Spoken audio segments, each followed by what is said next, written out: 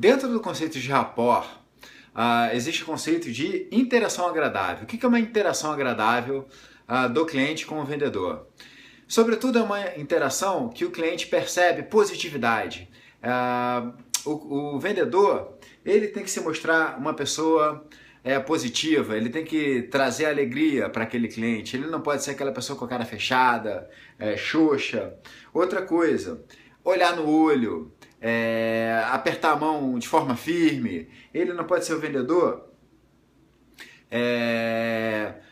com vergonha, parece que entra na sala do cliente pisando em ovos. Isso tudo vai contra o sentimento de interação agradável por parte do cliente.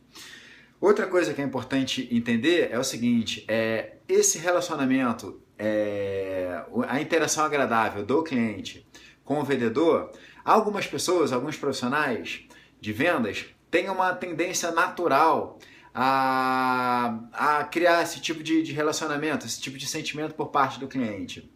Outras não, mas se você tiver essa tendência, essa facilidade, ótimo. Mas tendo ou não, você pode ter certeza que é uma coisa que ela pode ser treinada. Você se acostumar à forma como você entra na sala do cliente, você se esforçar para ser cada vez mais positivo, mais agradável. E existem várias técnicas, por exemplo, em seguros, seguro de vida.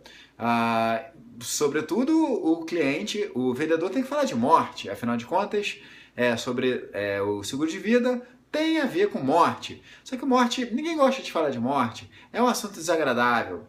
Existem várias técnicas, por exemplo, para deixar a conversa um pouco mais leve.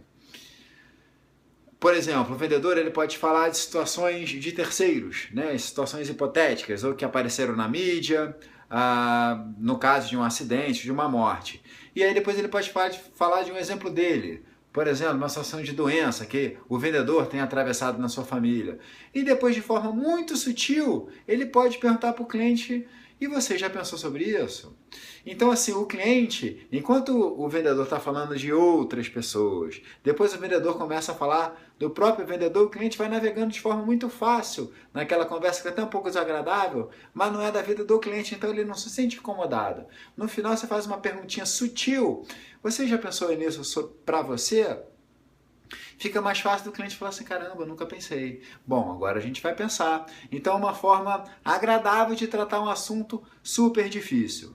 Então vai aí a dica, se preocupe em ter interações agradáveis com o seu cliente para aumentar o relacionamento duradouro com ele.